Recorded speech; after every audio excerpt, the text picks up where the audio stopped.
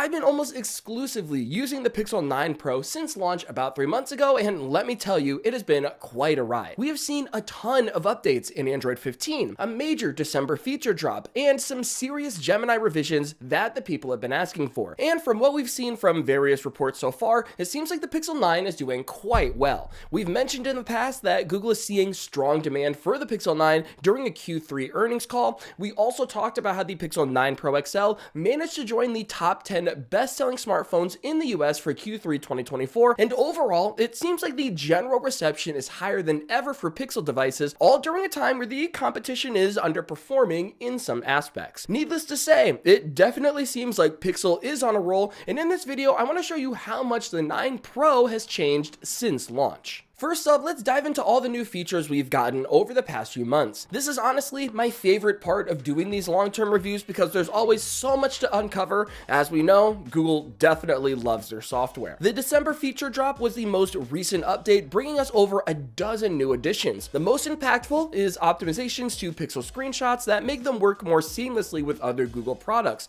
like Gboard, Circle to Search, and Google Wallet. Plus, we got much better organization and search functions within Pixel screenshots as well, making it easier to access the data that you need. Back in October, the Android 15 update gave us private space, theft detection, the ability to save app pairs, and a bunch of redesigned UI elements that cleaned up the widgets and wallpaper picker, volume controls, authentication panels, and a whole lot more.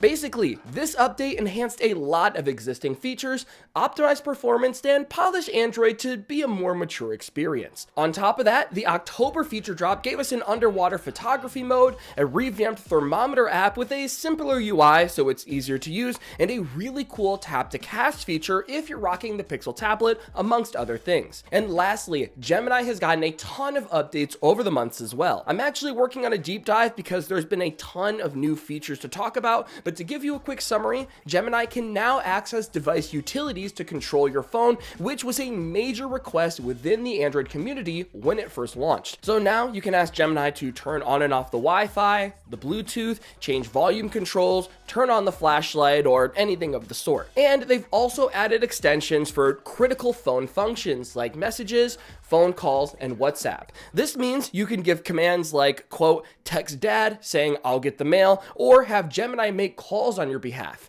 You can initiate more conversational commands like, quote, show me good restaurants nearby, and then follow up with, quote, okay, call that specific restaurant. And this is just scratching the surface of the changes since launch. Overall, it feels like Google is constantly implementing 1,000 little tweaks here and there over the past few months, and they all add up to make the Pixel 9 the most refined Google device we've seen in quite a long time. And that feeling of refinement extends to the physical build of the Pixel 9. This is hands down the most premium feeling Pixel we've ever had, and in my opinion, one of the best built Android phones on the market right now. That thought isn't exactly due to the materials because it's nothing we've never seen before. There's a polished aluminum frame, Gorilla Glass Victus 2 on the front and back, and a silk smooth matte finish on the rear panel. But what really sets the Pixel 9 series apart is the overall solidity of the phone. It's hard to describe, but it feels heavy, firm, and simply put, well balanced. The best analogy I can use is with furniture. Think about how a lot of furniture these days is made with cheap veneer and particle board, making it feel hollow and flimsy, but then you have that solid wood furniture that your grandparents had, let's say, the kind that lasts for literally decades.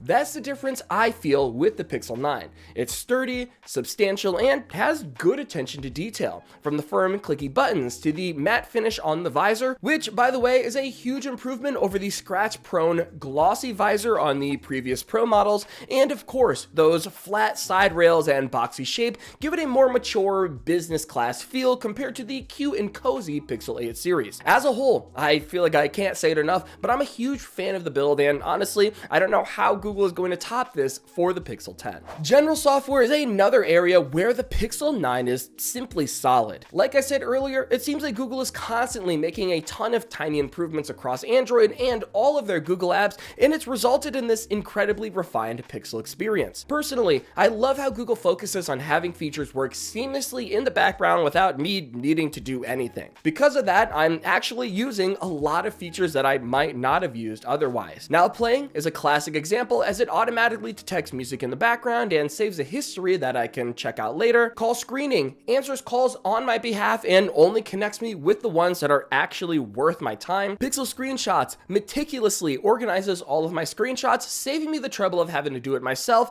and making it super easy to find what I need in the future. A very practical problem solved by AI that I hope we see more of in the future. Pixel Weather has some AI magic sprinkled in, giving me a quick summary of the day's weather, and the precipitation map has been incredibly useful for predicting snowfall during these winter months. Audio Magic Eraser is another great one because it just works in the background for all videos, allowing you to raise or lower the sound levels of specific noises. It can easily turn a video from just okay to a truly remarkable moment. And honestly, there are so many more of these surprise and delight moments baked into the Pixel experience. Unfortunately, I feel there is an equal amount of AI features that I don't use at all, which is kind of the flip side of this. Things like Pixel Studio, Add Me, and Reimagine with Magic Editor, for examples. They're all great in concept, don't get me wrong, but personally, they haven't really stuck with me and seem more like enthusiast toys than anything else. Either way, the modern Pixel experience is stable, clean, and thoughtful.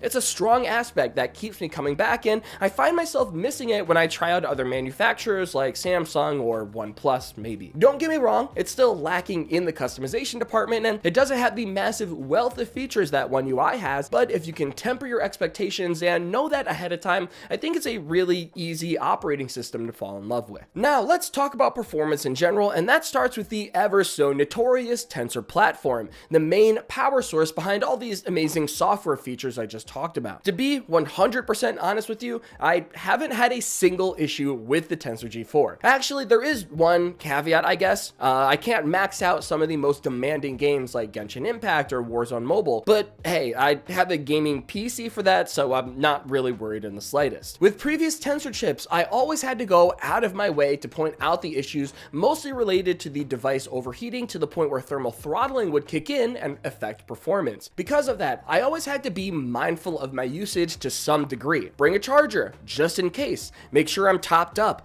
just in case. Manage my Google Maps usage, just in case. A lot of these pain points made it hard to rely on Tensor in the past, but with the Tensor G4, paired with what I imagine is that updated modem, that overarching fear is effectively gone. Thermals are good all the time now, not just on Wi-Fi. Data performance is mostly good all the time now, nowhere near as spotty as it used to be. Battery life is consistent, around 4 to 5 hours of on-screen time all the time now, and I know what to expect on an average day. Touching on charging for 2 seconds, I do wish there was a more aggressive form of fast charging, but that is a minor gripe. These were the biggest issues with previous Tensor chips, and it feels great to finally not have to worry about them anymore. And now, Google can spend their energy focusing on maximizing the Tensor platform instead of always having to be in fixed mode. The camera is another area where I've had nothing but a good experience, as this is a turn your brain off and just take photos kind of camera, which for smartphones is my favorite kind. To me, the most important part of the 9 Pro is that it has the best of the best camera hardware in the smaller form factor. It has a 50 megapixel primary sensor with an f1.68 aperture, a 48 megapixel ultra wide at f1.7,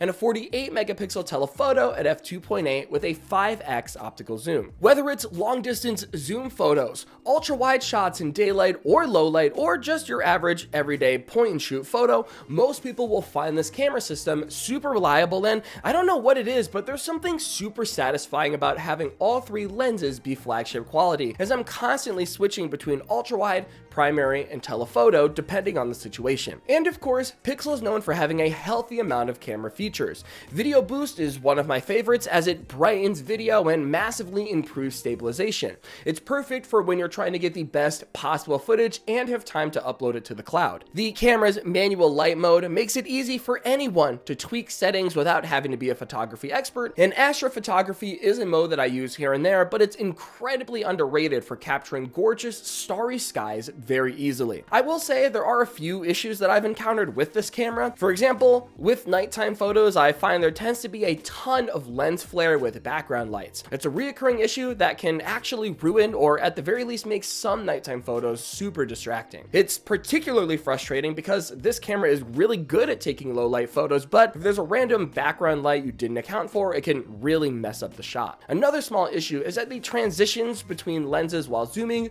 could be smoother and more seamless. It's a somewhat minor issue in the grand scheme of things, but it's still something I wanted y'all to be aware of. Now, there are some things I haven't mentioned yet that I just want to blitz through real quick. The display, for one, is fantastic. I didn't talk about it earlier, but the brightness at 3000 nits, colors, and vibrancy are all top notch, not a single complaint here. The biometrics are stellar as well. The new ultrasonic sensor has done wonders for fingerprint unlock as it's consistently fast, accurate, and easy to use. And ever since Pixel implemented biometric unlock for high-level financial apps like Capital One and Robinhood, the speed improvement is really noticeable. Face unlock is also good for the most part, but admittedly, it still struggles in the dark like last-gen Pixels do, something I hope can be addressed later on down the line. The speakers are great too, providing clear and balanced audio. I've especially noticed this when switching devices around. I just find myself liking the audio of the Pixel 9 Pro better. And the haptics, as expected, are super high quality. They feel strong and precise, and as Google adds more haptic feedback throughout the OS, it just really showcases how good they really are. In closing, all I have to say is these past 3 months with the Pixel 9 have been 99% positive. From the build quality to the software experience to the improvements over last year's Pixels, I can really feel the momentum Google has been building, and clearly more people are starting to see it too. I truly feel this Pixel marks the official start of Google's maturity era in the smartphone world. Yes, it's been a really long time coming to get to this point, but I think we're finally there where you basically can't go wrong with any of Google's Pixel 9 series devices. But this review has gone on for a while now, so I want to end it out by hearing from you guys. Are you fans of how Google's been handling the Pixel line lately? And if not, what features, additions, or philosophies are you still waiting for before you jump into the Pixel ecosystem? Leave a comment and let me know, but in the meantime, I'm getting out of here. Before I do, huge shout out to our channel members on screen right now. We appreciate every single one of you as we do our best to make the highest quality Android content on the platform. And don't forget to grab the December wallpaper pack waveform if you haven't already. Until next time, this has been Jordan Floyd with 9 to 5 Google. Thank you so much for watching, and I'll see you in the next one.